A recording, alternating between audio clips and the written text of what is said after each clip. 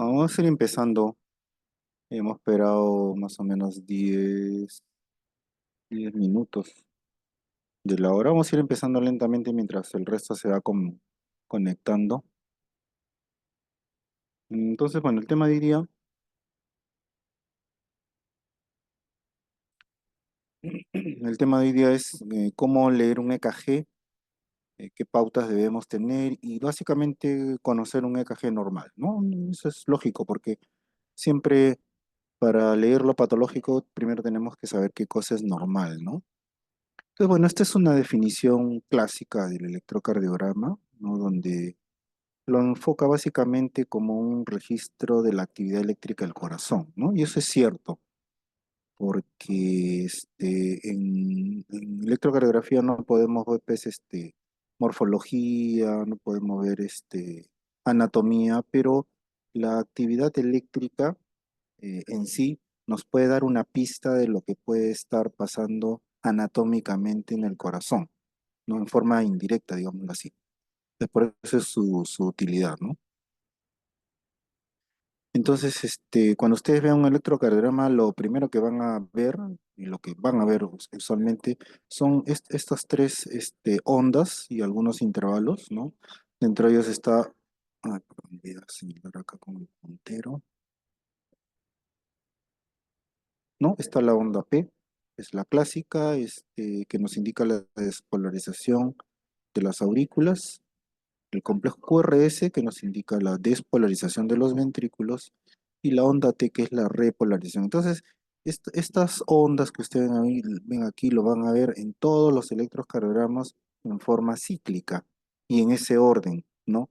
Primero siempre hay que analizar los datos de la onda P, los datos del QRS, los datos de la onda T en ese orden, ¿no? Que es una secuencia lógica y coordinada de la despolarización, ¿no? Como ustedes pueden ver acá el gráfico, se ve como el nodo sinusal empieza a comandar el ritmo cardíaco y envía la despolarización a las aurículas, ¿no? Después que se han despolarizado las aurículas, se estimula el nodo auriculoventricular y pasa a estimular los ventrículos, ¿no? O los va a despolarizar, ¿no? Y después, así como se despolarizan los ventrículos, se repolarizan, ¿no? En el periodo de la diástole. Entonces, todos estos fenómenos van a ser cíclicos y continuos y digamos, cada EKG tiene diferentes maneras de ver este ciclo de fenómenos eléctricos, ¿no?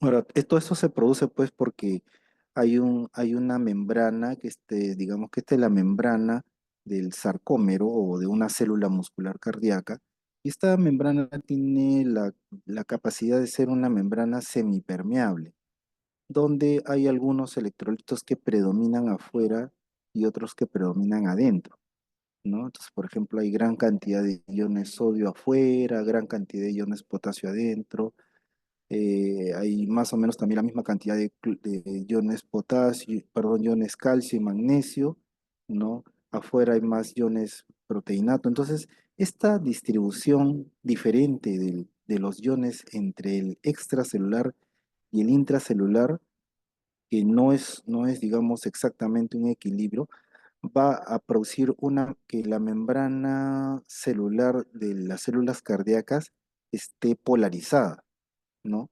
Como esta membrana celular es una membrana semipermeable que condiciona que hayan diferente cantidad de cargas afuera en relación con el intracelular, eso hace de que la célula muscular cardíaca esté polarizada, ¿no? Y dependiendo de la apertura y del cierre de los canales que hay en la membrana, va a permitir el desplazamiento de afuera a adentro o de adentro a afuera de de ciertos electrolitos que van a producir otro tipo de fenómenos, ¿no?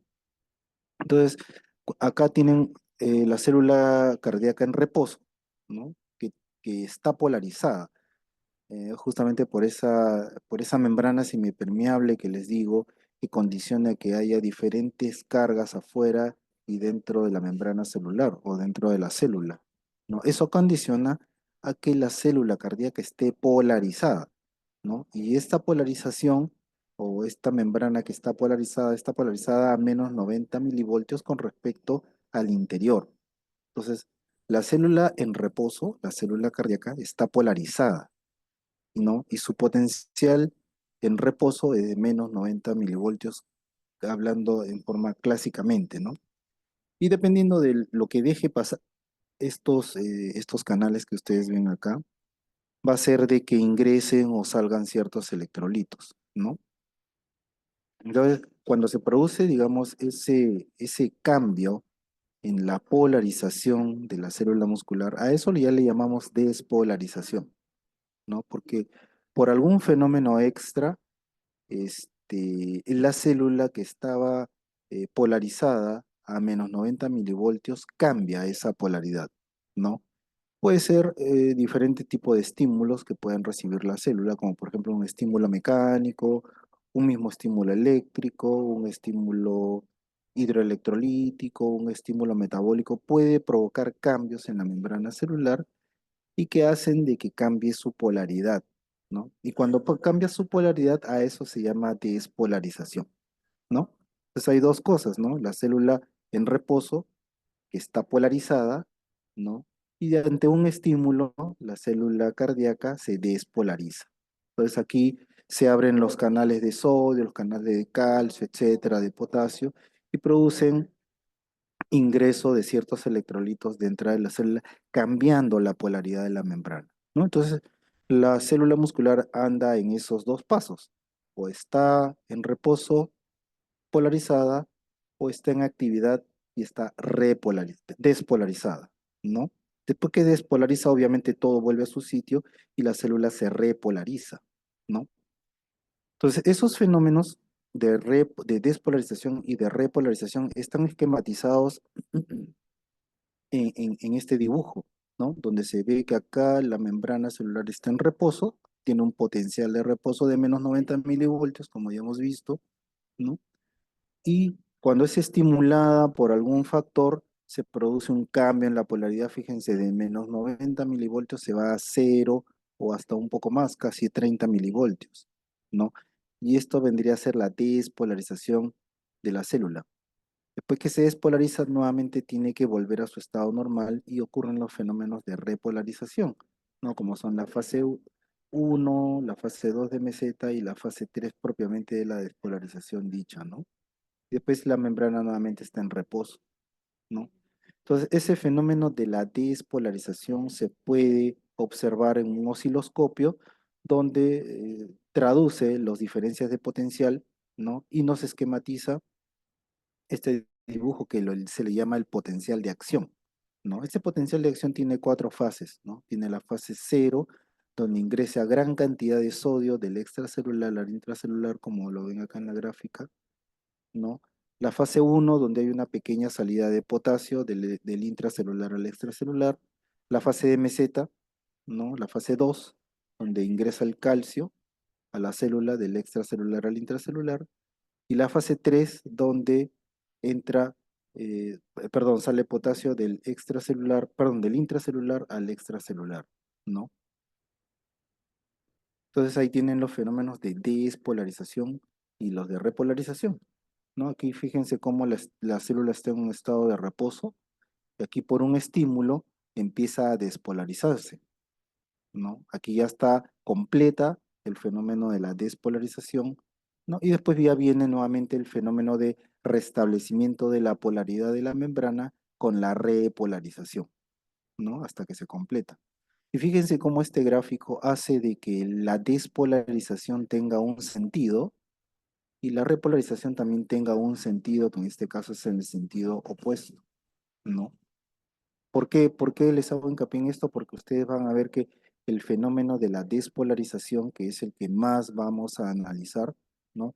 Va a tener una dirección, ¿no? Entonces, y se va a esquematizar como un vector que tiene cabeza positiva y cola negativa. Por eso es que les hago hincapié en que esta despolarización a nivel de una sola célula, ¿no? Ya tiene una dirección, ¿no? En este caso es de izquierda a derecha, ¿no? Ahora, todos estos fenómenos no solamente se producen a nivel del músculo cardíaco, sino se producen a nivel de las células marcapaso, ¿no? Y de todo el tejido de conducción cardíaco, ¿no? Sino que obviamente de diferentes morfologías de potencial de acción, ¿no? El, el, el, el, el marcapaso que inicia todos los latidos por excelencia es el nodo sinusal. Es el marcapaso de todos, del corazón, y ese es el que le envía los estímulos con cierta frecuencia al resto del corazón, ¿no? A través de las vías internodales, ¿no? Después se estimula al nodo auriculoventricular, ¿no? El cual la conducción la pasa a través de las de His por la rama izquierda de la rama derecha y se despolariza en todos los ventrículos, ¿no? Entonces, en esa secuencia ordenada, ¿no? Primero nodo sinusal, despolarización de las aurículas, nodo auriculoventricular, despolarización de la rama izquierda, de la rama derecha y se despolarizan ambos ventrículos en forma casi simultánea, ¿no? Entonces, esa es la secuencia normal de toda persona sana, ¿no? Ahora, como les decía, existen dos tipos de células, ¿no? La célula de conducción rápida y la célula de conducción lenta. Estas de células de conducción lenta son propias de los marcapasos y del tejido de conducción. Y estas células de potencial rápido son básicamente células del miocito auricular y el miocito ventricular con sus características, ¿no? Usualmente una diferencia es de que el potencial, por ejemplo, en fase cero es diferente al potencial de fase cero de la célula de los marcapasos, ¿no? Lo otro es que fíjense cómo la fase cero del potencial de acción de la célula muscular tiene una pendiente muy, muy pronunciada, casi recta hacia arriba. En cambio, la fase cero del potencial de acción de la célula respuesta lenta es un poco más, menos pronunciada, ¿no? Es un poco más, con un poco más de caída, ¿no? Otra cosa importante es que la fase cero de la despolarización en la célula muscular cardíaca, predominantemente el ingreso es de sodio, a diferencia del calcio, que es el electrolito que ingresa predominantemente en la fase cero del potencial de acción de la célula de respuesta lenta, ¿no? Entonces hay esas diferencias, ¿no? Y justamente con respecto a esas diferencias es que van a haber diferentes tipos de morfología de despolarización, ¿no? Entonces, como les decía, el marcapaso por excelencia es el nodo sinusal, es el marcapaso que todas las personas tienen normalmente y de ahí deben nacer los impulsos. Por eso es que para nosotros es muy importante que ustedes ubiquen en un electrocardiograma si el ritmo es sinusal o no es sinusal, ¿no? Sí, porque por el nodo sinusal se inicia toda actividad eléctrica del corazón. Si no inician el nodo sinusal, ese electrocardiograma o esa persona tiene una anormalidad o tiene una patología, ¿no? La frecuencia más o menos debe ser alrededor del 60 por minuto, no podemos ser muy estrictos ni 60 y punto, ¿no? Puede ser menos en algunos pacientes, puede ser más en otros, ¿no? Pero normalmente está alrededor de los 60 latidos por minuto, ¿no?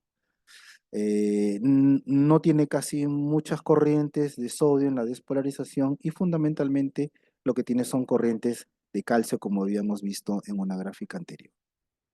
Otro punto importante es que el corazón actúa como un sincicio. ¿Eso qué quiere decir? De que todo el tejido de las aurículas, eh, digamos que trabaja en forma independiente del tejido ventricular. O sea, prácticamente están aislados las aurículas de los ventrículos.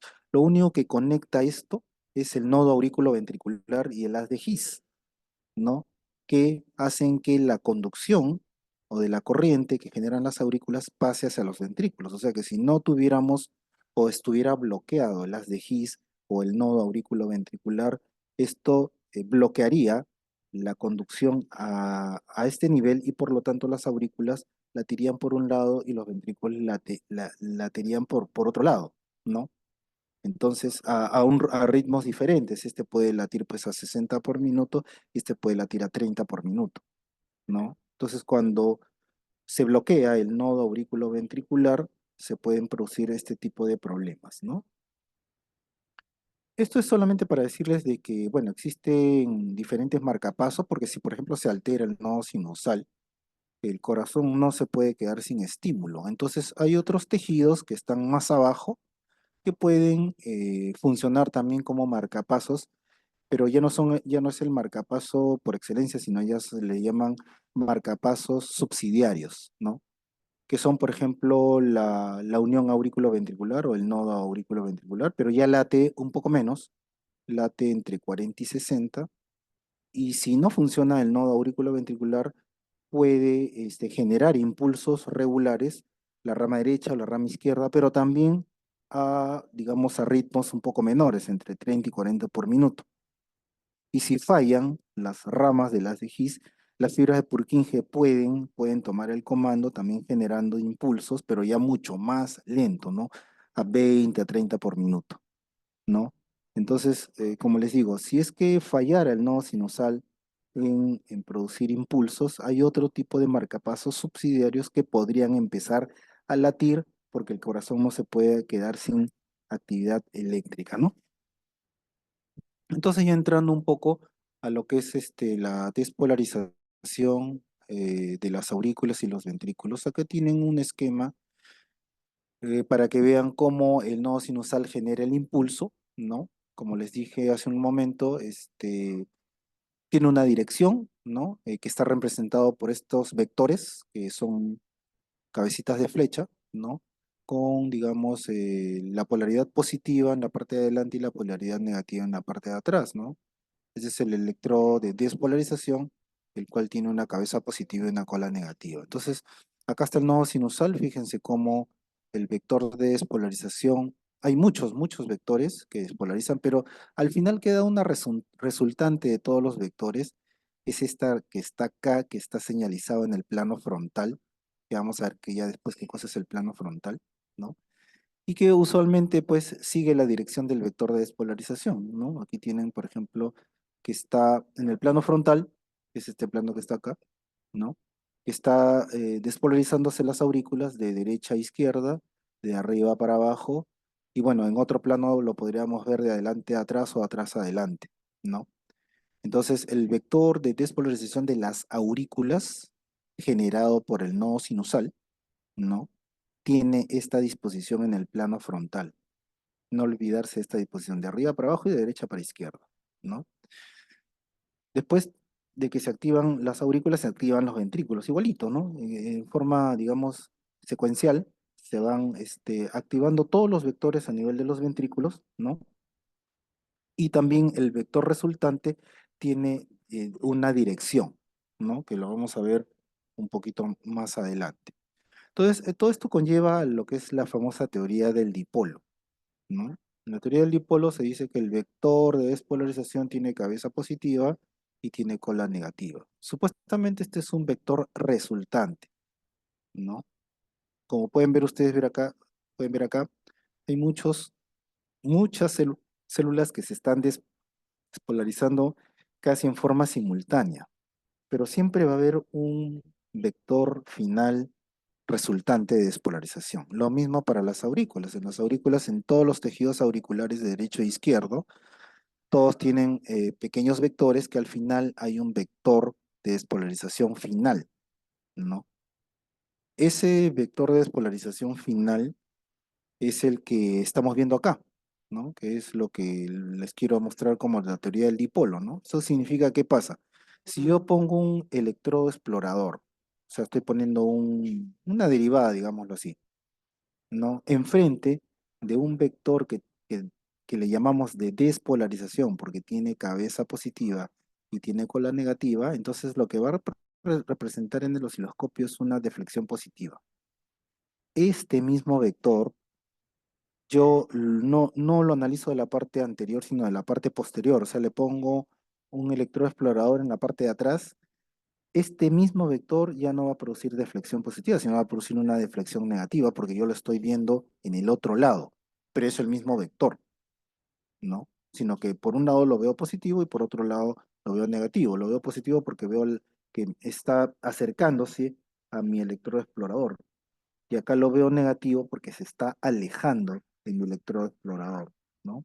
Entonces esa es la teoría del dipolo. Y si yo pongo un electroexplorador exactamente perpendicular a mi vector de despolarización, pues eso va a producir una deflexión positiva y una deflexión negativa, porque va a haber primero que pasa la cabeza positiva y después va a ver que pasa la cola negativa.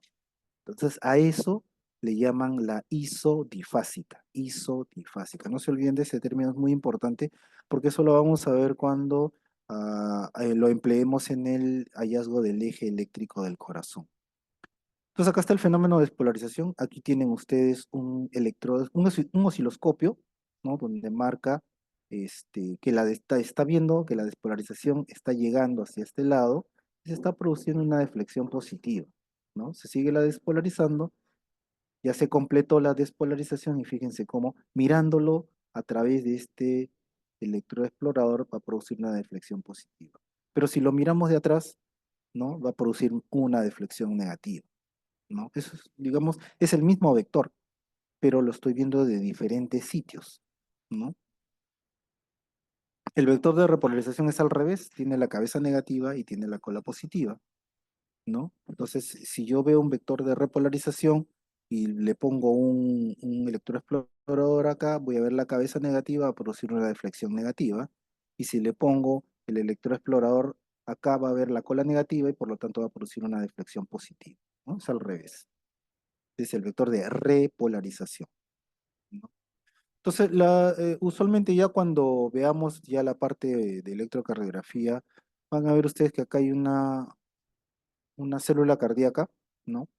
Y dependiendo de dónde parta la repolarización, se va a producir la polaridad de la onda T, ¿no? Entonces se dice que la despolarización va de endocardio a epicardio.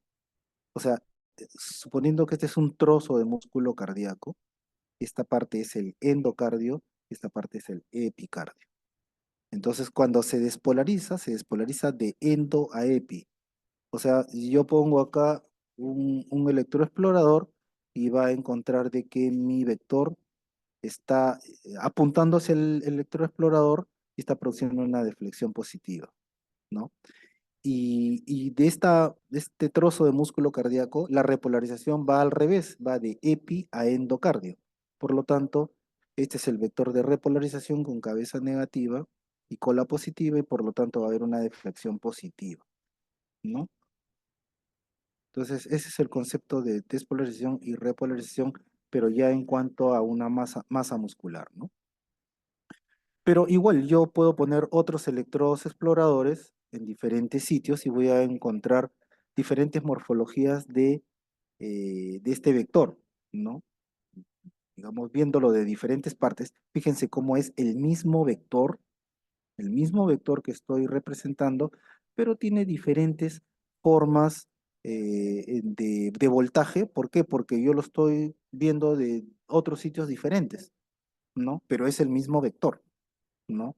Entonces, lo que quiero que se acuerden es que si yo veo al vector que viene de frente hacia mi electroexplorador, va a producir una deflexión positiva.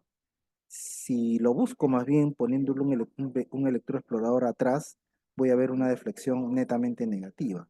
Pero si yo pongo mi electroexplorador exactamente perpendicular, voy a encontrar la isodifásica, ¿ya? Entonces acá tienen el vector de despolarización de las aurículas, representado por la onda P, y el vector de despolarización de los ventrículos, representado por el QRS, ¿no? Entonces fíjense cómo hay múltiples vectores de despolarización de los ventrículos, pero hay un solo resultante que tiene esta dirección, de arriba a abajo, de derecha a izquierda y de adelante hacia atrás, en el plano frontal, ¿no? Entonces eso conforma pues las ondas del electrocardiograma, la despolarización de las aurículas, con el vector de despolarización de la onda P, ¿no? La despolarización de los ventrículos con el vector de despolarización del QRS y la repolarización de los ventrículos, que es el vector de repolarización de los ventrículos, ¿no?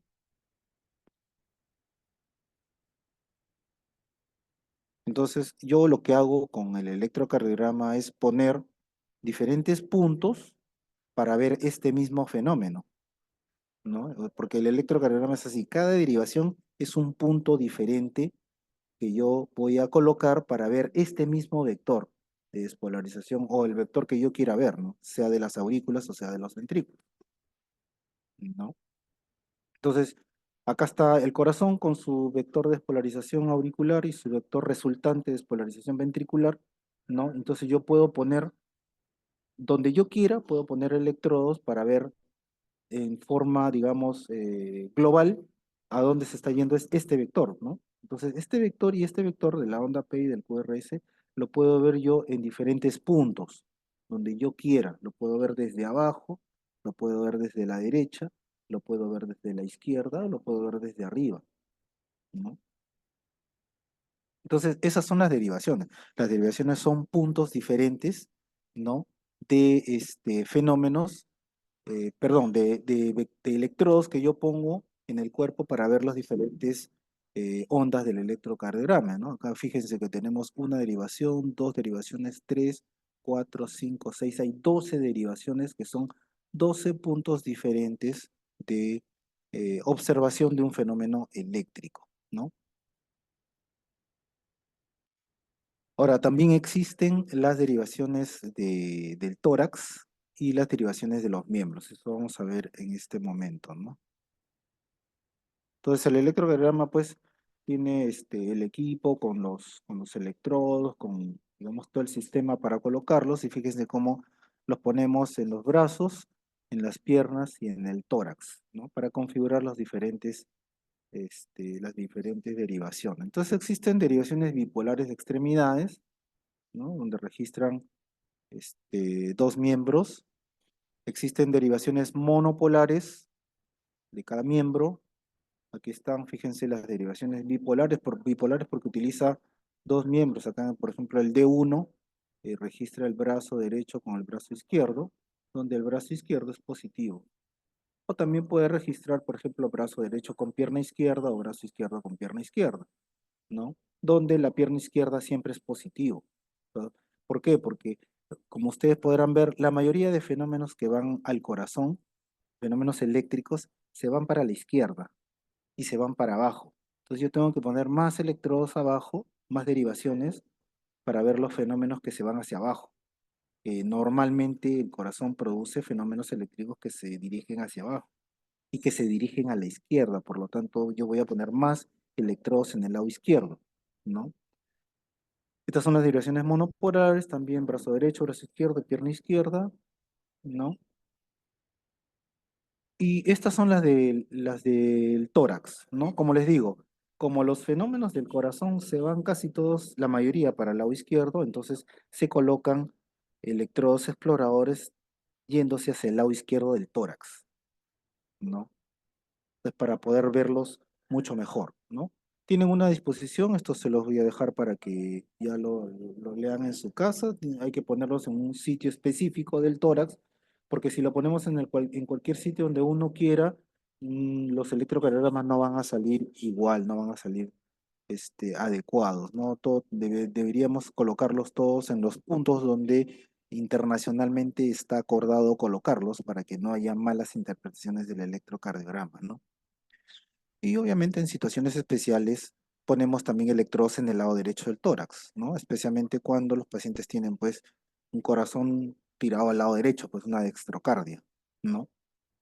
Y en otras patologías también, ¿no?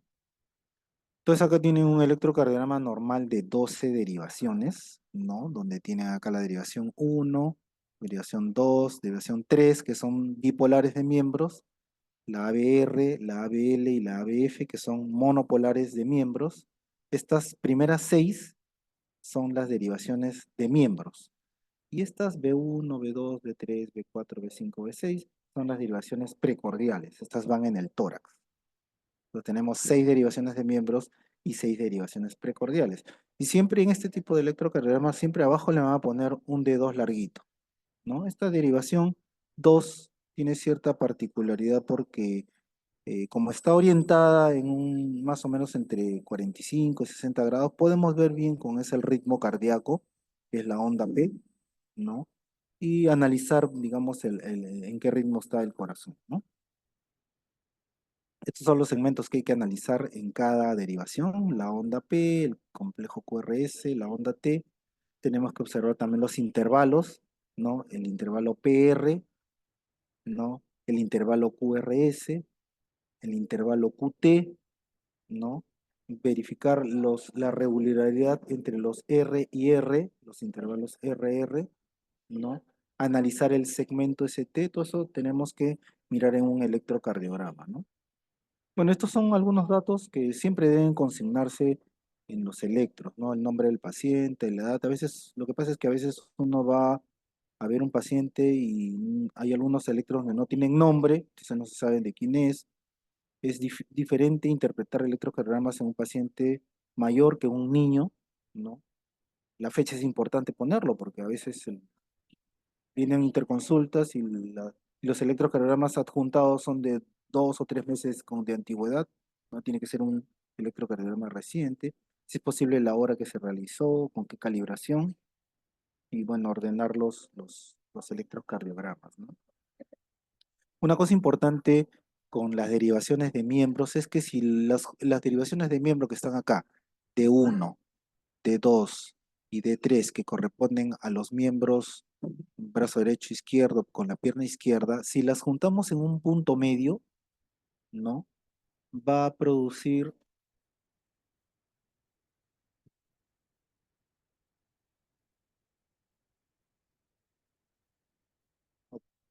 ¿no? Si las juntamos en un punto medio, nosotros la podemos analizar en el plano frontal, ¿no? Este es el plano frontal del corazón, ¿no?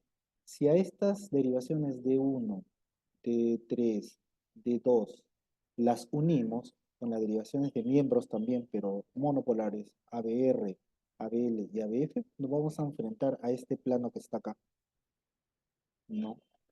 Y este plano corresponde al plano frontal del paciente, ¿no? Donde están las derivaciones de uno, de 2, de 3, ABR, ABL, ABF, todos están en el plano frontal, ¿no? Y fíjense, es interesante porque 1 y ABL, ¿no? Están colocadas en la izquierda del paciente. De 2, de 3 y ABF están colocados en la parte de abajo del paciente. O sea, están viendo acá el corazón, ¿no? Con sus vectores de despolarización, tanto auricular como ventricular, ¿no?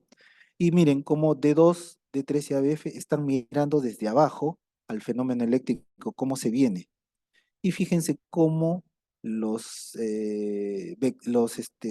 derivadas 1 y ABL que están de la parte izquierda están mirando cómo se viene el vector de despolarización hacia la izquierda.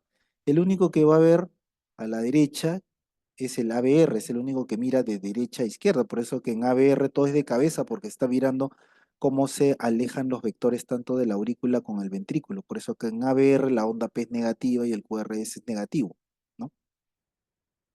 Entonces acá tienen el plano frontal, ¿no? Plano frontal, o llaman también el plano vertical, ¿no? Este es el plano frontal, el corazón está al medio, y aquí están todas las derivaciones de miembros, acá no hay precordiales, acá están las derivaciones de miembros. Y podemos ver al corazón en desde el lado izquierdo con 1 ABL, desde la parte inferior con el 2, 3 y ABF, y desde la parte derecha con el ABR. Entonces, fíjense acá, ¿no? Miren cómo estos tres hombrecitos, lo que representan el 2, 3 y ABF, están viendo al corazón desde la parte de abajo, de la cara inferior. Estas dos chicas están mirando desde la cara izquierda, 1 ABL, y esta chica está mirando solamente del lado derecho los fenómenos que se alejan, ¿no? Aquí tienen el vector de despolarización de la aurícula y la vector de despolarización de los ventrículos, de las aurículas y los ventrículos con cabeza positiva y cola negativa, ¿no? Muy bien, y tenemos otro plano también, tenemos el plano horizontal, ¿no? Cuando colocamos los electrodos en el tórax del paciente, vamos a fabricar un plano horizontal.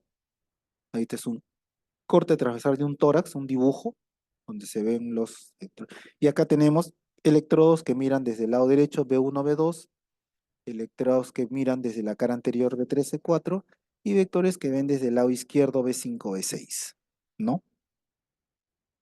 Ahí está. Por eso es que colocamos más electrodos exploradores en el lado izquierdo, porque los fenómenos del corazón se van a la izquierda. Salvo que sea un paciente que tenga una dextrocardia, que los fenómenos se van a la derecha, tendríamos que poner electrodos al lado derecho del tórax, ¿no? Y acá están los electrodos dispuestos en el tórax, ¿no? Más en el lado izquierdo. Fíjense cómo estas dos chicas están viendo prácticamente B1 y B2 desde el lado derecho, B3 y B4 de la parte anterior y B5 y B6 de la cara lateral, ¿no? Entonces es el plano transversal o el plano horizontal. Aquí está el plano transversal y el plano horizontal. Entonces acá están los dos planos, el plano frontal, donde están incluidas las derivaciones de miembros, ¿no? Y el plano horizontal o transversal, donde están incluidas las derivaciones del tórax, ¿no? Nuevamente, para que lo recuerden bien, tenemos el plano frontal, en las cuales están incluidas D1, D2, D3, ABR, ABL, ABF, y el plano horizontal, donde están incluidas las derivaciones B1, B2, B3, B4, B5, B6, ¿no? Entonces nosotros, cuando vemos al electrocardiograma, vemos el plano frontal y el plano transversal. El plano frontal lo vemos con las derivaciones de miembros y el plano transversal lo vemos con las derivaciones precordiales, ¿no? Ahí están nuevamente, ahora ya un poquito más ordenadas, ¿no? ¿Cuáles son las derivaciones que ven desde el lado derecho del corazón? ABR, B1 y B2. ¿Cuáles son las derivaciones que ven del lado izquierdo? 1, ABL, B5, B6. Acá ya tomando en cuenta las precordiales y las del plano frontal.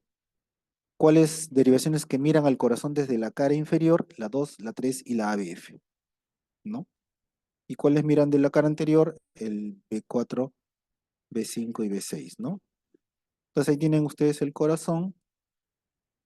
Y aquí tienen las derivaciones que están mirando desde el lado izquierdo. 1, ABL, B5 y B6. Unos le dicen a esto la cara lateral alta, al 1 y ABL, y otros le dicen a este B5 y B6 cara lateral baja. Bueno, es de electrofisiólogos, ¿no? Entonces, 1 y ABL están mirando el lado izquierdo, B5 y B6 también miran del lado izquierdo, esta es la cara lateral alta y cara lateral baja. 2, 3 y ABF están mirando el corazón desde la cara inferior. ABR, B1 y B2 están mirando desde el lado derecho.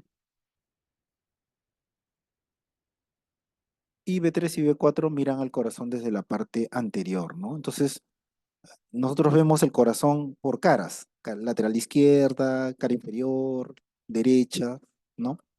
Lo que pasa es que el electro, pues, está colocado así, ¿no?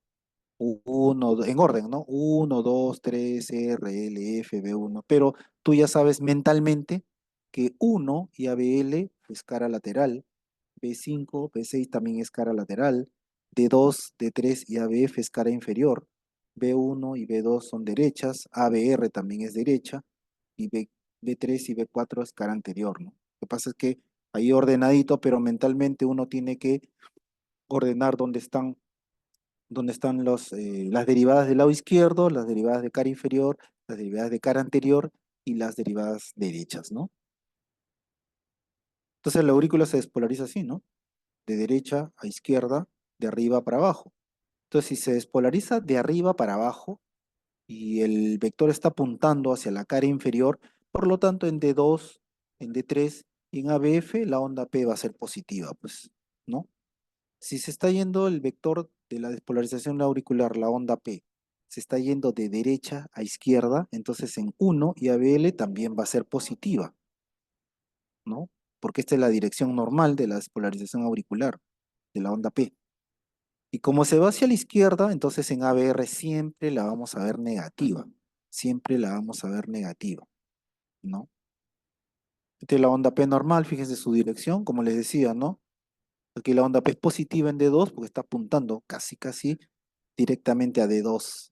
Por eso es que en D2 siempre hay que buscarla, la onda P, porque ahí está plenamente, la podemos ver el vector de despolarización con la onda P, ¿no? 1 y ABL también positiva. Y ABR obviamente es negativa, porque obviamente la cola del vector está acá, que es negativa, se está viendo el ABR que se está alejando, y por lo tanto se produce una deflexión negativa, ¿no?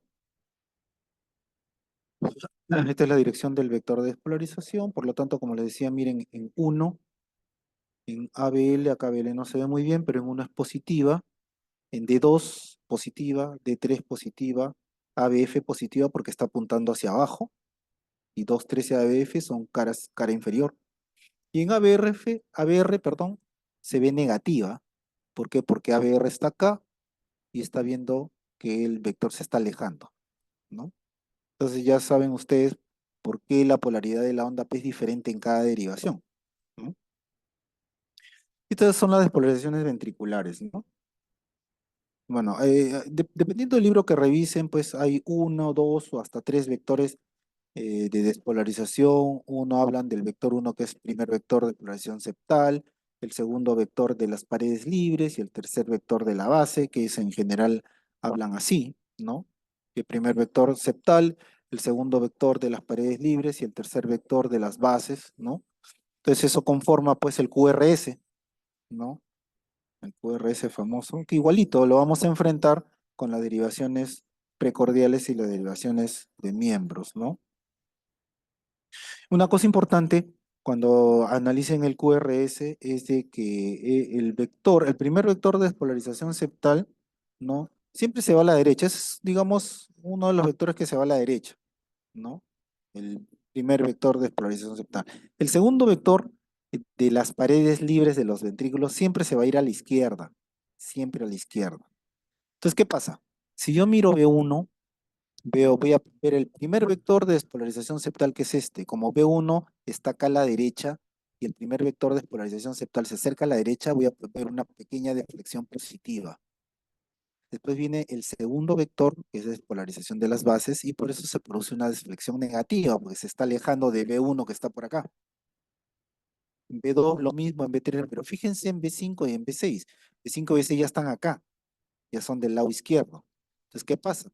Está viendo el primer vector de polarización septal que ya es que está tirado a la derecha, entonces lo van a ver como una deflexión negativa. Y el vector segundo, el segundo vector, que es de la expresión de las paredes libres, sí lo va a ver plenamente el B5 y el B6, por lo tanto se va a producir una deflexión positiva, ¿no? Entonces, dependiendo, fíjense que estos dos vectores son los mismos, ¿no? Pero dependiendo de dónde lo mire yo, si es B5, B6 o es 1 o B2, ¿no? Voy a ver diferentes morfologías del mismo vector. Acá va a ser un R chiquita con S profunda, pero en B6 va a ser Q chiquita con R de buena amplitud, ¿no? Dependiendo de dónde coloque yo dónde quiera verlo, pero es el mismo fenómeno,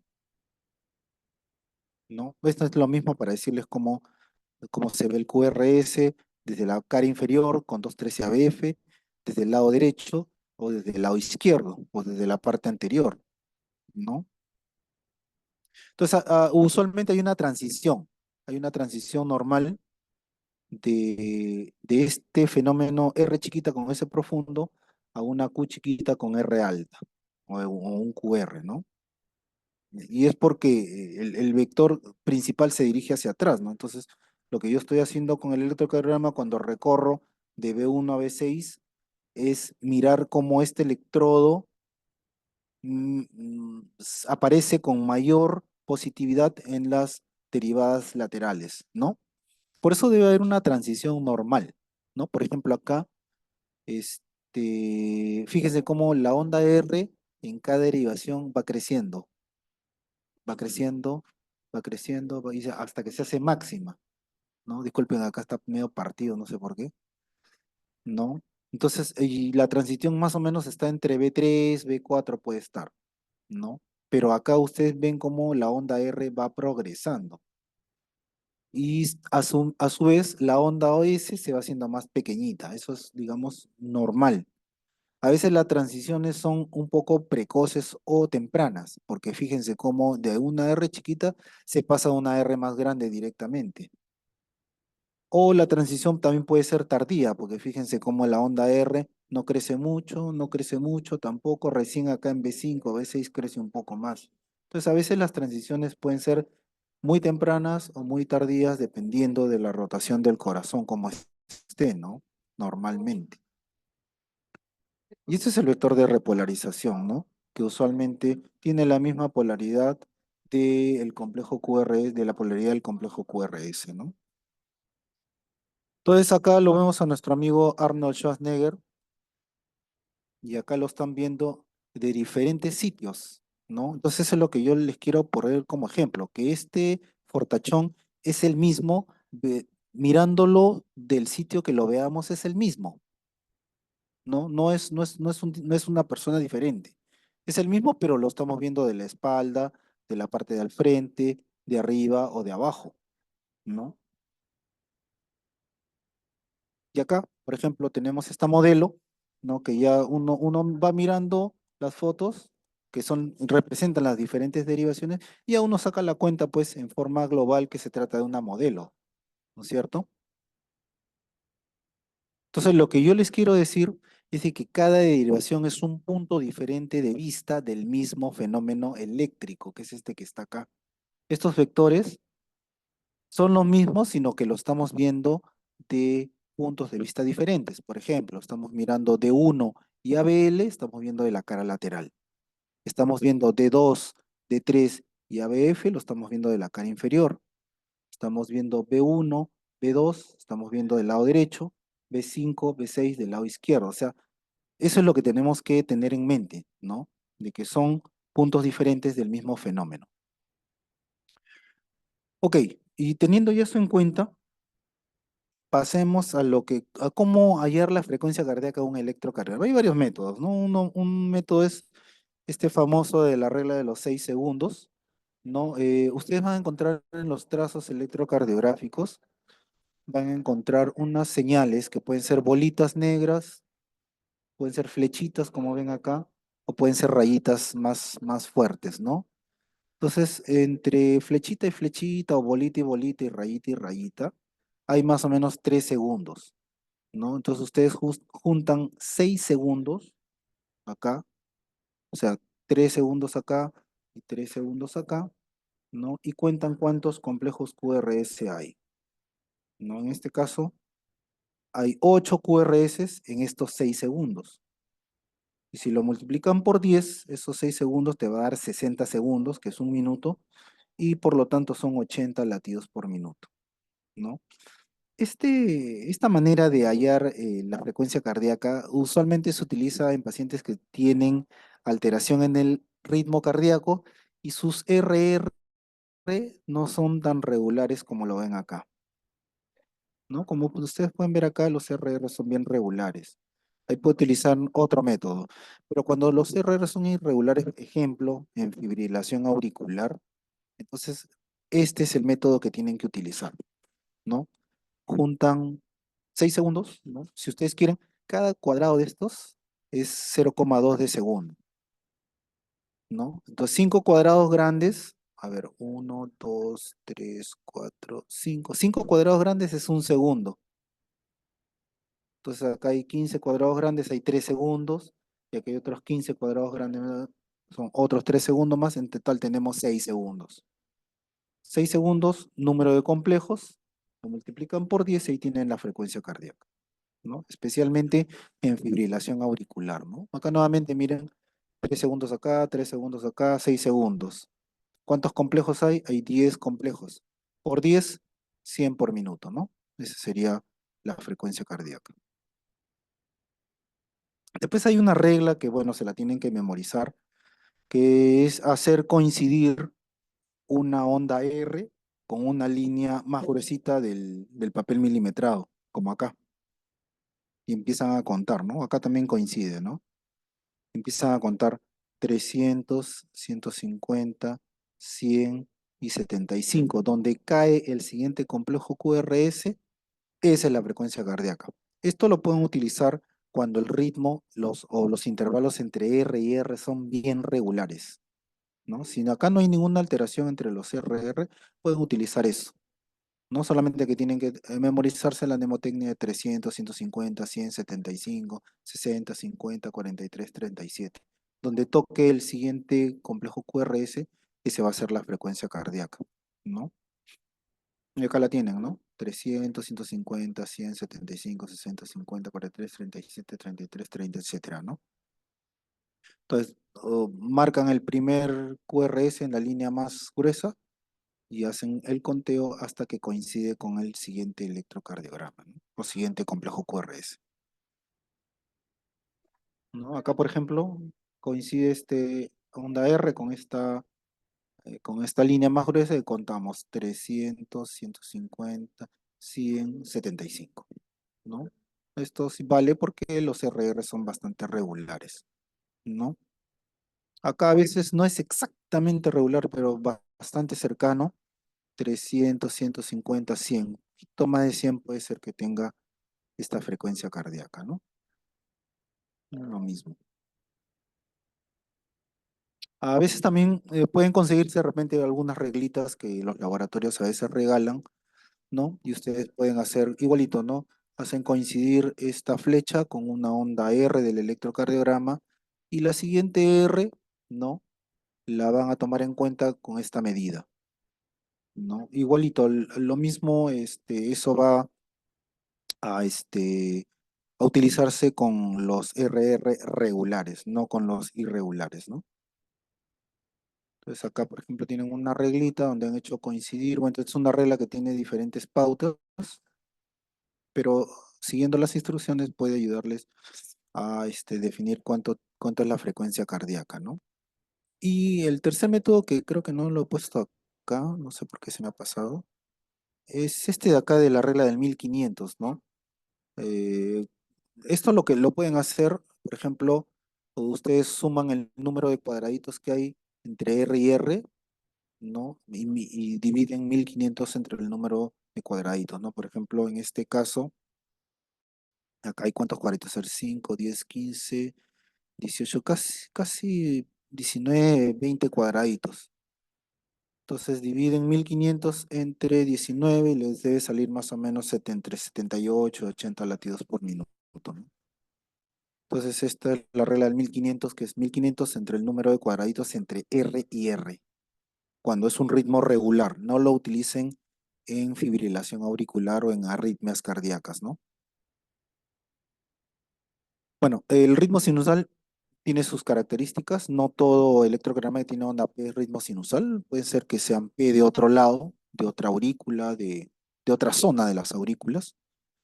Pero lo que tenemos que ver es que tenga características, esa onda P tenga características de ritmo sinusal, ¿no? Que esté proviniendo del nodo sinusal, porque la despolarización del nodo sinusal no la vemos en el electrocardiograma, pero asumimos que parte de ahí con estas características que tiene la onda P, ¿no? Entonces acá todo QRS tiene que ir precedido de onda P. Eso sí, es una ley. Las ondas P tienen que ser de la misma morfología en cada derivación. O sea, con una derivación no puedes encontrar P de diferente forma, ¿no? Todas tienen que ser igualitas, ¿no? Tiene que ser P positiva en D2, P negativa en ABR. La- los PR deben tener duración normal, ¿no? Algunos casos puede haber unos RR irregulares, especialmente cuando son pacientes bien jóvenes, como los niños, que pueden tener una arritmia respiratoria sinusal, ¿no? Pero si ustedes revisan todas estas condiciones y todo coincide con el paciente, pueden decir que este ritmo está proveniendo del nodo sinusal. Entonces es un ritmo sinusal normal, ¿no? Después, aparte de la onda P, tenemos que ver el intervalo PR, ¿no? Tenemos que ver el intervalo QRS, el segmento ST y la onda T. Todo esto tenemos que analizar con cada derivada del electrocardiograma, ¿no? Acá tenemos los intervalos que no deben dejar de medir, el intervalo PR, que es desde el inicio de la onda P hasta el inicio de la onda Q, el intervalo QRS, que es del inicio de la onda Q hasta el fin de la onda S, y el QT, que mide desde el inicio de la onda Q, acá, inicio de la onda Q hasta el fin de la onda T. Esos tres intervalos obligados hay que medirlos. ¿Por qué? Porque pueden haber patologías que se asocian con PR prolongado o PR corto, QRS ancho o QRS corto, y QT ancho o prolongado o QT corto también. Entonces, tenemos que acostumbrarnos a medir en cada trazo electrocardiográfico para que no se nos pasen los diagnósticos, ¿no? Bueno, después esta es la onda P que tiene una determinada duración, ¿no? Más o menos dura 80 milisegundos, ¿no? Y representa a la despolarización casi simultánea de ambas aurículas, ¿no? Esa es la onda P del electrocardiograma, ¿no? Claro, alguien me podría decir, la P es la despolarización de las aurículas, pero ¿dónde está la repolarización? Porque acá tenemos un QRS, que es la despolarización de los ventrículos, y la onda T, que es la repolarización de los ventrículos. Pero ¿dónde está la repolarización de las aurículas? Bueno, ahí no está bien claro. Hay algunos autores que dicen que la repolarización de las aurículas está dentro del complejo QRS, o sea, acá. Pero que como es un fenómeno tan pequeñito y el QRS es un fenómeno eléctrico tan grande, que el ácido lo enmascara. Entonces, nosotros no podemos ver la repolarización de las aurículas, supuestamente debe estar acá, ¿no? Una teoría que no comparto mucho porque a veces en bloqueos auriculoventriculares las ondas P están por otro lado y no se ve la repolarización de la onda P. Yo creo que es un fenómeno tan chico que realmente no se puede ver en ninguna parte, ¿no? Este es el intervalo PR, tiene sus diferentes medidas de acuerdo a la edad, ¿no? Pero en general el intervalo PR, que es desde el inicio de la onda P hasta el inicio de la onda Q, mide entre 0,12 y 0,20 segundos. O sea, estaría acá, ¿no? En ancianos, algunos libros dicen que puede durar hasta 210 milisegundos, hasta 0,21, otros dicen hasta 0,22, ¿no? Normalmente en ancianos, ¿no? El complejo QS normalmente tiene una duración de 60 a 100 milisegundos, ¿no? Tiene que tener sus tres componentes, la onda Q, la onda R y la onda S, ¿no? Acá tienen el intervalo o el complejo QRS, ¿no? La duración, como les digo, debe ser menos de 2,5 cuadrados, más o menos 0,10 de segundo, ¿no? Debe haber una transición eléctrica en B3B4, como ya hemos revisado. La duración de la onda Q, esta onda Q pequeñita, se puede ver en algunas derivaciones y no representa necrosis, ni infarto, ni nada por el estilo, siempre y cuando tenga una duración menos de 0,04 de segundo. O sea, cuando ustedes vean una onda Q de menos de un cuadradito, esa no es una onda Q patológica. O sea, lo otro que sea que la profundidad sea menos que el tercio de la onda R, también eso es una onda Q no patológica, ¿no? Entonces, fíjense cómo podemos encontrar electrocardiogramas con ancho normal, con QRS más ancho y con QRS súper anchos, ¿no? Entonces, esto es normal, ¿no? Y lo que sí debemos de estar alerta son los QRS anchos, porque el QRS ancho nos va a definir muchas cosas. Por eso que debemos de medir el QRS, ¿no? Se puede poner ancho en diferentes patologías, como van a ver ya ustedes más adelante, ¿no? Entonces, puede encontrar ondas Q no patológicas que se pueden ver en 1, en 3, en ABL, en B5 y en B6. La onda R en deviación B6 es más pequeña que en R en B5, también se puede ver, ¿no? Y fíjense, acá está la transición famosa, como la onda R va aumentando en las precordiales, de derivación en derivación, y la onda S se va reduciendo, se va haciendo cada vez pequeña, de B1 hasta B6, ¿no? Eso también debemos observarlo. Esto es lo que les decía, las ondas Q, que no son patológicas, que no son de infarto, le llaman las ondas Q fisiológicas o normales, ¿no? Cuya duración es menos de 0,4 milisegundos, 40 milisegundos, o menos de un cuadradito, o que sea menos del 25% de la altura de la onda R, ¿no? Entonces, ¿podemos encontrar ondas Q? Sí, pero hay que ver si son patológicas o no son patológicas, ¿no? Medir el intervalo QT también es importante desde el inicio de la onda Q hasta el fin de la onda T. Ese es el intervalo QT. Y también lo que hay que hacer acá es corregir el intervalo QT, porque este intervalo va a cambiar mucho de acuerdo a la frecuencia cardíaca, ¿no? Si el paciente está en una taquicardia, el QT va a ser más corto, y si está en bradicardia, el QT va a ser más largo. Por lo tanto, hay que hacer justicia y hay que corregirlo según la frecuencia cardíaca, ¿no? Aquí tienen el QT, ustedes miden el QT hallado en su electrocardiograma y tienen que utilizar la fórmula de Bassett, que bueno, hay como cuatro fórmulas para hallar el QT corregido, pero una de las fórmulas más utilizadas y más empleadas es la fórmula de Bassett que está acá, que es el QT corregido, en el cual consideramos el QT hallado, que es el que medimos en el electrocardiograma, ¿no? Entre la raíz cuadrada del intervalo de RR en segundos. Todo debe estar en segundos, ¿no? Y estos son los valores normales, de ser menos de 0,45 en hombres y menos de 0,47 en mujeres, ¿no? Pero si ustedes quieren obviarse en la medida del QT, porque hay que sacarle la raíz cuadrada, medir, ustedes lo que pueden hacer es bajarse una calculadora de internet y fácilmente ahí colocando el QT hallado y la frecuencia cardíaca, les aplican la regla de Bassett, ¿no? Y obtienen rápidamente el QT, ¿no? El análisis del segmento ST es importante, especialmente en cardiopatía coronaria. Este es el segmento ST, ¿no? Que va desde el fin de la onda S hasta el inicio de la onda T. Ese es el segmento ST. Ahí lo que tienen que ver no es medir acá cuánto de largo tienen, ni si es ancho o no es ancho. Lo que tienen que chequear en el ST es si se desplaza hacia arriba o si se desplaza hacia abajo. El segmento ST, el análisis básicamente es si se va hacia arriba o si se va hacia abajo, ¿no? Supra es nivel del ST o infra es nivel del ST, ¿no?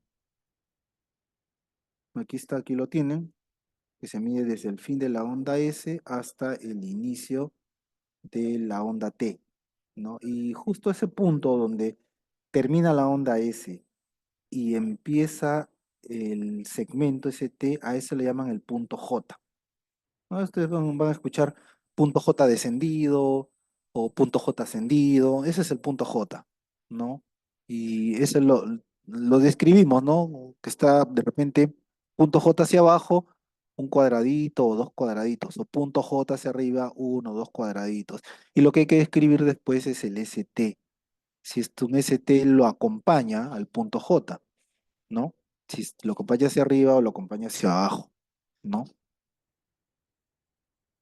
Ahora, puede haber un punto J elevado en algunos pacientes, normalmente sí, en algunas personas, ¿no? Cuando hay, por ejemplo, en pacientes con bradicardia y que tienen bastante componente vagotónico, pueden tener desplazamientos hacia arriba del punto J o del segmento ST, ¿no? Pueden haber aumentos de 2 milímetros, fíjense, o un milímetro, ¿no? Y pueden connotar problemas isquémicos. Pero también hay puntos J o ST elevados en personas normales, como en lactantes, en niños con elevaciones o depresiones del ST de 1 milímetro en derivaciones de miembro y 2 milímetros incluso en derivaciones precordiales que no son cardiopatía isquémica, ¿no? Pueden ser elevaciones normales. Entonces hay que tener mucho cuidado con eso, ¿no? Por ejemplo, acá fíjense cómo puede haber esta elevación del ST acá y esta elevación de ST acá, que no necesariamente puede ser corresponder a una cardiopatía isquémica, puede ser corresponder a una persona normal, ¿no? Y esto ya son, obviamente, cambios del ST o puntos o cambios del punto J patológicos, ¿no? Fíjense, tremenda elevación del ST, ¿no? ¿Cuántos milímetros? 1, 2, 3, 4, 5, 6, 7 milímetros hacia arriba. Esto ya pues, esto no es fisiológico, ¿no? O descensos del ST. Acá está el ST, aquí está el punto J y acá tienen el ST descendido, ¿no? Porque la isoeléctrica está acá, está descendido 3 milímetros, también es bastante importante, ¿no? La onda T pues representa la repolarización, ¿no? Ya lo hemos visto esto, la onda T normal debe ser asimétrica, ¿no? Fíjense acá, un ascenso lento con un descenso rápido, ¿no? Usualmente se pueden ver positivas en la mayoría de las derivaciones, menos en ABR, menos en D3 pueden verlo positivo o negativa, y puede ser negativa de B1 hasta B4 en mujeres, en pacientes de raza negra y en niños también, ¿no? Debe ser más o menos 2/3 de la onda R, ¿no? No vamos a hablar mucho de la onda T. Y bueno, y la onda U, que en algunos pacientes lo pueden presentar normalmente, es una deflexión positiva que está siguiendo a la onda T, ¿no? Que puede ser normal, ¿no? O que puede traducir algún desorden isquémico o hidroelectrolítico cuando la vean, ¿no? Algunas palabras en relación al eje. El eje lo vamos a buscar en el plano frontal. ¿Y qué eje estamos hablando? Es el eje del QRS. El eje del QRS en el plano. Este es el plano frontal, ¿no? Con las derivaciones 2, 3 ABF, 1 ABL y ABR, ¿no? Entonces yo lo que quiero saber acá, en el plano frontal, ¿dónde está el resultante de la despolarización de los ventrículos? ¿Está hacia la izquierda? ¿Está en el cuadrante normal? ¿O está en el cuadrante de la derecha? ¿No? Entonces utilizamos solamente dos planos, perdón, un plano, el plano frontal. Este plano de acá es el que vamos a utilizar. Entonces lo que normalmente haríamos sería tener acá el plano frontal, mirar el electrocardiograma en D1, que está acá. D1 es esta derivación de acá, brazo derecho con brazo izquierdo. Miren ustedes D1, miren que el QRS tiene una polaridad positiva, cuentan el número de cuadraditos y lo grafican en su papel milimetrado, ¿no? Después miran esta derivación de acá, que es el ABF, y también ven que él tiene un QRS positivo, por lo tanto está apuntando hacia abajo, y trazan también, según el número de cuadraditos que tiene la onda R, trazan sus resultantes, hallan el vector de despolarización, que es el resultante, ¿no? Ponen su transportador y lo miden y lo ponen en 50 grados, ¿no? Digamos que ese es lo que se debería hacer, ¿no? Teóricamente, ¿no? Pero hay formas más fáciles de ver esto, ¿no? Ustedes tienen dos cosas de hacer esto, ¿no? Uno es mirando D1, porque D1 es el que te va a decidir si el vector está apuntando a la izquierda o si el vector está apuntando a la derecha. Entonces, ¿qué pasa si mirando D1 tienes que el QRS es eminentemente positivo? Entonces, ese vector, ¿a dónde está apuntando? Está apuntando a D1 directamente, entonces está acá. Entonces, este vector es izquierdo. Pero ¿qué pasa si más bien en D1 yo encuentro el QRS negativo? Entonces no está apuntando hacia el lado izquierdo, está apuntando al lado derecho. Entonces el vector estaría acá. Entonces D1 te va a definir si es derecho o es izquierdo, solamente mirando la polaridad del QRS. Si en D1 está positivo, está apuntando a la izquierda. Si D1 está negativo, el vector está apuntando a la derecha, así de fácil, ¿no? Lo mismo ocurre con ABF. ABF está mirando si viene el vector hacia abajo o si está apuntando hacia arriba. Entonces, ¿qué pasa si en ABF le encuentro el QRS positivo? Entonces está apuntando hacia abajo el vector. Si en ABF más bien encuentro un QRS negativo, ese vector está apuntando hacia arriba. Entonces, con esas dos derivadas yo puedo hacer juego. Miro acá, D1 positivo está apuntando a la izquierda. ABF negativo está apuntando hacia abajo. Entonces mi vector está acá, en el cuadrante de la normalidad, ¿no? Pero ¿qué pasa si más bien tengo este resultado? D1 positivo y ABF negativo. ¿Qué pasa? D1 positivo, entonces está apuntando para la izquierda. Pero ABF está negativo, entonces está apuntando hacia arriba. Entonces el eje eléctrico está en el cuadrante de la desviación hacia la izquierda, ¿no? Y finalmente, ¿qué pasa si miro D1 negativo y ABF positivo? Eso significa que en D1 no está apuntando, no está a la izquierda, está apuntando a la derecha, porque el QRS es negativo. Y en ABF, que sí es positivo, sí está apuntando hacia abajo. Entonces está en este cuadrante de desviación hacia la derecha. Entonces, ustedes mirando D1 y ABF van a poder decidir si este está en el cuadrante de la derecha, de la izquierda o en el cuadrante normal, ¿no? Bueno, estos son más o menos los parámetros que utilizan algunos autores. Eje normal entre 0 y 90, pero los libros dicen desde -10 incluso hasta -30, le dan unos como chance para decir que el eje esté normal hacia la izquierda y hasta 110 hacia la derecha. Fuera de 110 es desviado a la derecha y fuera de -30 ya es desviado a la izquierda, ¿no? Y aquí viene el concepto de la isodifásica, ¿no? Para hallar ya un poquito más exactamente dónde está el eje de QRS, ¿no? Entonces ya saben ustedes de que si le pongo un electroexplorador exactamente perpendicular al vector de despolarización, yo voy a obtener un QRS isodifásico. ¿Eso qué quiere decir? Que vamos a suponer de que, caracho, creo que, bueno, vamos a suponer de que acá tengo en ABL el más isodifásico, ¿no? No, vamos a suponer de que aquí en D1 encuentro yo el QRS más isodifásico. Eso significa que mi vector de despolarización está pasando perpendicular a mi D1. Si yo tengo mi D1 acá, entonces mi vector debe estar apuntando perpendicularmente. O sea, debe estar más o menos en 90 grados. Ok, veamos ahora la figura al revés. ¿Qué pasa si yo más bien encuentro mi QRS isodifásico en ABF? Entonces acá tengo mi electroexplorador de ABF donde está el QRS isodifásico, entonces el electrodo, perdón, el vector de despolarización está pasando perpendicular a ABF, o sea, está en 0 grados.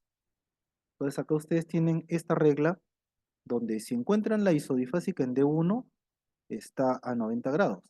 Si está la isodifásica en ABF, el vector está a 0 grados. Y lo mismo va a ocurrir con el resto de derivaciones. 90, entonces tienen que aprenderse esta mnemotecnia, ¿no? Ejemplo, si encuentro yo el QRS isodifásico en ABL, ¿dónde está el vector? Entonces, lo único que tienen que hacer es contar 90 menos 30 más 30 menos 60 más 60. Por lo tanto, el vector de despolarización está apuntando a 60 grados. Otro ejemplo, aquí el vector está, el QRS está isodifásico en D2. Entonces, según la regla, en D2 está en -30, ¿no?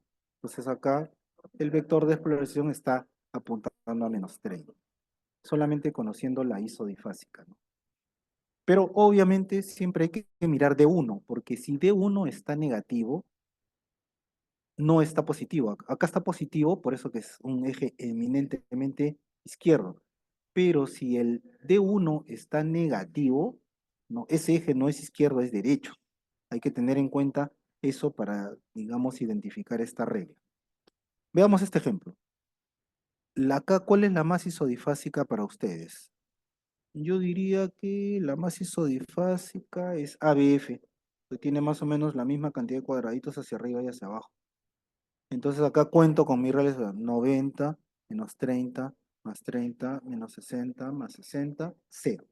Entonces mi eje eléctrico está en 0 grados, que es la perpendicular a ABF. Otro ejemplo. ¿Cuál es la más isodifásica acá? Podría ser ABL. Entonces cuento 90 menos 30 más 30 menos 60 más 60. Entonces el eje eléctrico debe estar en más 60. Acá, ¿cuál está la más isodifásica? Diría que en ABR. Entonces cuento acá 90 menos 30 más 30 menos 60. El eje está en menos 60 con el eje izquierdo. Y finalmente acá, ¿cuál sería la más isodifásica? Acá D2. Entonces, claro, cualquiera contaría 90 menos 30. No, pero miren D1 cómo está. D1 está negativo. O sea, este eje no está a la izquierda, este eje está a la derecha. Entonces no es -30, es más 150. Es más 150. Siempre miren D1 porque D1 les va a decir si está a la derecha o a la izquierda. En el ejemplo anterior, D1 es positivo, está a la izquierda, D1 positivo está a la izquierda, D1 positivo a la izquierda. El único que está acá es este electrón donde está el D1 negativo. Por lo tanto, el vector está a la derecha, no está a la izquierda. Muy bien, y en todo informe electrocardiográfico, ustedes siempre informen frecuencia cardíaca, tanto por minuto, ritmo sinusal o no sinusal, de repente tiene otro ritmo, pero si es sinusal, ritmo sinusal, tienen que medir el PR, medir el QRS y medir el QT y hacer el QT corregido, ¿no? En todo informe electrocardiográfico. ¿Dónde está el eje? Está en, digamos, eje normal o eje anormal, de repente, en cuántos grados. Describir los cambios del ST y de la onda T y agregar, bueno, si existe crecimientos, hipertrofias o signos de infarto o de isquemia, ¿no? Aquí les voy a dejar los valores normales bueno, que esto está en cualquier libro, ¿no? De electrocardiografía, donde están las características de cada onda que hemos hablado, la transición, la isodifásica, etcétera, etcétera, ¿no? Y este es un electrocardiograma normal, ¿no? Para que vean y ya no le tengan tanto temor de ver un electrocardiograma. Ya saben ustedes que primero lo que hay que hacer es identificar si este ritmo es sinusal, ¿no? Y tienen onda P, miren acá tienen un D2 largo donde las ondas P son exactamente iguales unos a otros, ¿no? P positiva en D1, P positiva en ABL, P negativa en ABR, ya, este es un ritmo sinusal normal. Después tienen que hallar la frecuencia cardíaca, pueden utilizar el método que les dije. Como es un ritmo regular, utilizan 300, 150, 100, 75, 60, 50, un poquito más de 50, 52, 54 por minuto, ¿no? Después miden el PR, miden el ancho del QRS, miden el QT, hallan el eje donde está. Vamos a buscar solamente en las derivadas de miembros, buscamos la masa isodifásica. 1, 2, 3, R, L. Yo creo que la isodifásica está más en L. Por lo tanto, hago mi regla. 90 menos 30 más 30 menos 60 más 60. En más 60, ¿no? Después veo onda T negativa en B1 que es normal, ST normal y este es un electrocardiograma normal. Entonces lo informan así, ¿no? Ritmo sinusal, frecuencia cardíaca 54 por minuto, PR tanto, QRS tanto, QT corregido, eje en 60, trazo normal. Conclusión, electrocardiograma normal, ¿no? Muy bien. Eso sería todo lo que es electrocardiografía normal, ¿no? No sé si tienen alguna pregunta por ahí.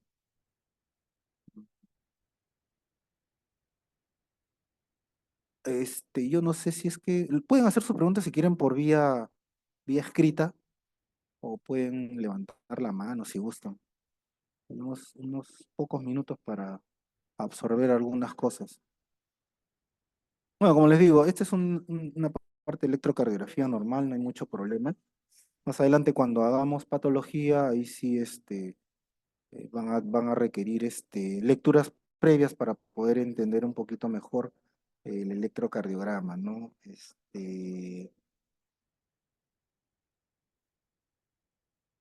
A ver, si D1 es negativo, entonces, ¿cómo se calcula el eje de QRS? Sí, utiliza la misma regla. Es buena pregunta, ¿no? Buena pregunta porque eso me faltó decir.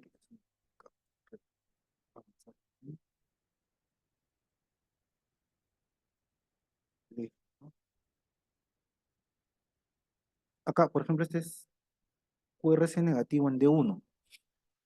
Igualito, buscan la masa isodifásica. En este caso podría ser D2, ¿no? Por la regla de la isodifásica, si este eje estuviera izquierdo, contaríamos 90 menos 30, o sea, estaría más o menos, perdón, estoy acá sin puntero, acá está.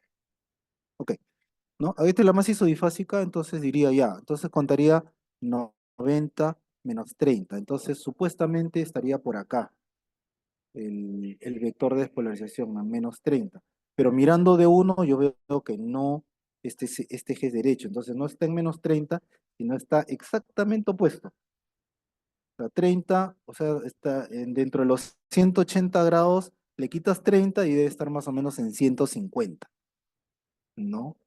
Y por esto tiene que ser definitivamente es un eje derecho. Entonces, el corolario de esto es, no dejen de ver siempre, pueden utilizar la regla que ustedes quieran, ¿no? Una regla práctica es la que yo les he dicho, ¿no? Pueden utilizar, hay otras más, pueden utilizar las que ustedes quieran, pero siempre miren de uno.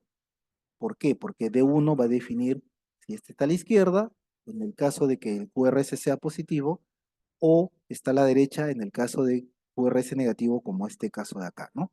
Ujú.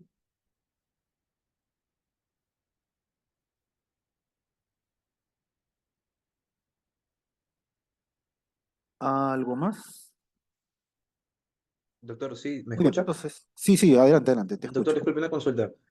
Pasa que en algunos lectores no hay D2 en el final, ¿no? Un D2 largo, y Ajá. solamente nos dan las demás derivaciones. En el caso de un paciente que tenga arritmia, ¿cómo podríamos calcular su frecuencia? Ya, sí, esa es otra buena pregunta. Claro, hay algunos electrocardiogramas que no te dan un dedo largo. Entonces, tú tienes que exigirle al técnico, si es un electrocardiógrafo de un solo canal, le tienes que exigir que te tome un largo aparte. O sea, toma las 12 derivaciones y al último que te tome un tracito largo de unos 8 segundos o 10 segundos para que tú puedas hacer el cálculo de la frecuencia. Obviamente que a veces te entregan el electro a la mano. Entonces tú ves y dices, no, yo necesito un D2 para hacer el cálculo más preciso de la frecuencia cardíaca. O de repente si tú estás presenciando la toma del electrocardiograma o tú mismo le estás tomando el electrocardiograma, entonces al final de tus 12 derivaciones le tomas un D2 larguito. Sí, no hay otra forma. Gracias, doctor. Muy bien chicos, entonces lo dejamos ahí y nos estamos viendo mañana.